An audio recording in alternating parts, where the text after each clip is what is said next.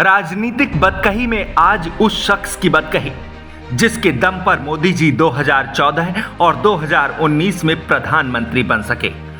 ये बात 2024 के परिणाम ने साबित कर दिया कि देश की राजनीति का मुख्य केंद्र उत्तर प्रदेश है। कहा भी जाता है कि प्रधानमंत्री की कुर्सी का रास्ता उत्तर प्रदेश से होकर जाता है। 2014 में एक ओर जहां पूरे देश में मोदी का शोर था, वहीं दूसरी ओर यूपी बीजेपी के सह प्रभारी सुनील बंसल पूरी लगन से मोदी जी को प्रधानमंत्री बनाने में जुटे थे। वहीं प्रभारी के रूप में अमित शाह ने कमान संभाल रखी थी।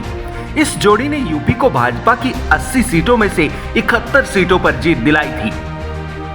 इसके बाद से अगले 8 सालों तक सुनील बंसल को यूपी भाजपा का संगठन महामंत्री बना दिया गया।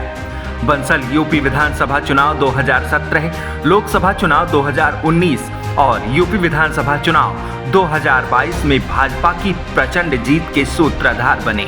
अगर सुनील बंसल के 8 सालों के कामकाज पर नजर डाली जाए तो उन्होंने संगठन महामंत्री रहते हुए कार्यकर्ताओं से जमकर काम लिए और उन्हें इनाम भी खूब बांटा। 2014 से लेकर 2022 तक इन्हीं कार्यकर्ताओं के बूते चुनाव दर चुनाव बीजेपी जीतती रही। सुनील बंसल अपने कार्यकर्ताओं को मेहनत का इनाम भी देते रहे। कम ही लोग इस बात को जानते होंगे कि इन 8 सालों में देश भर में तकरीबन 18,000 सरकारी, गैर सरकारी और संस्थागत लाभ के पदों पर यूपी बीजेपी के कार्यकर्ताओं की नियुक्ति हुई और यहां सुनील बंसल ने चुन चुन कर अपने कार्यकर्ताओं की नियुक्ति कराई। 108 से ज्यादा यूपी के कार्यकर्ता देश भर के अलग अलग बड़े सरकारी और अर्ध सरकारी संस्थाओं में डायरेक्टर के पद पर नियुक्त हुए। बड़े नेताओं को छोड़ दिया जाए तो कई ऐसे जिला अध्यक्ष हैं जो सीधा जिला अध्यक्ष रहते हुए एमएलसी बना दिए गए। किसी जिला अध्यक्ष का सीधा एमएलसी बनना कोई सोच भी नहीं सकता था। संगठन के क्षेत्रीय अध्यक्षों को ऊपरी सदन में भेजने की तो परंपरा ही सुनील बंसल ने बनाई। सुनील बंसल ने सबसे पहले गुटबाजी पर लगाम लगाई। कार्यकर्ता पार्टी और संगठन के वफादार सिपाही के तौर पर खड़े हो गए। कई नेता आए और कई नेता गए भी, लेकिन बीजेपी के कार्यकर्ता और संगठन के पदाधिकारियों ने कभी भाजपा नहीं छोड़ी। जब स्वामी प्रसाद मौर्य और दारा सिंह चौहान जैसे बड़े कद्दावर नेताओं ने पार्टी छोड़ी तो एक भी मंडल अध्यक्ष, जिला अध्यक्ष ने बीजेपी नहीं छोड़ी। ये बंसल की संगठन पर पकड़ का नतीजा है, जिसने बीजेपी कार्यकर्ताओं के मनोबल को गिरने नहीं दिया। 8 सालों में उत्तर प्रदेश में रहते बीजेपी में जो बदलाव सुनील बंसल ने किए, यह देश की किसी भी पार्टी के लिए किए गए काम को लेकर एक नजीर बन गया।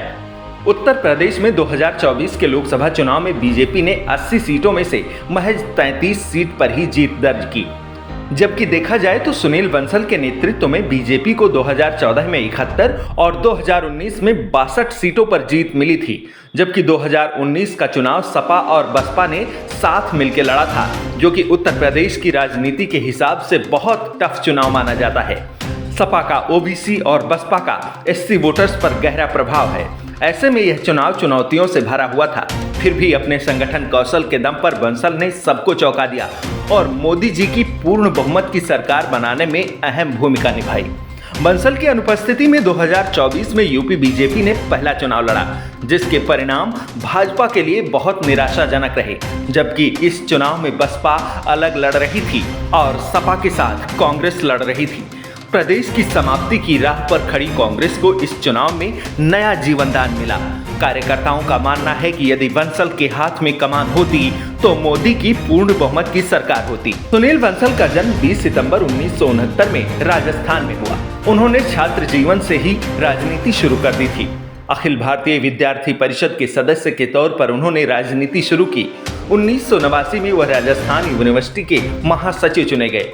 इसके बाद आरएसएस से जुड़ गए। 1990 में आरएसएस प्रचारक के तौर पर काम शुरू किया। बाद में अखिल भारतीय विद्यार्थी परिषद में लंबे समय तक देश भर में काम किया।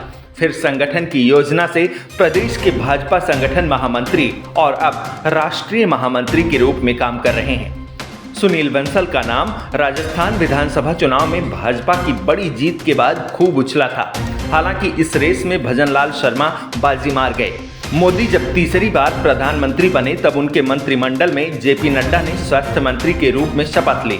तब से यह कयास लगाया जा रहा है कि सुनील बंसल को भाजपा का राष्ट्रीय अध्यक्ष बनाया जा सकता है, जिससे मोदी और अमित शाह आसानी से उत्तर प्रदेश को साध सकें।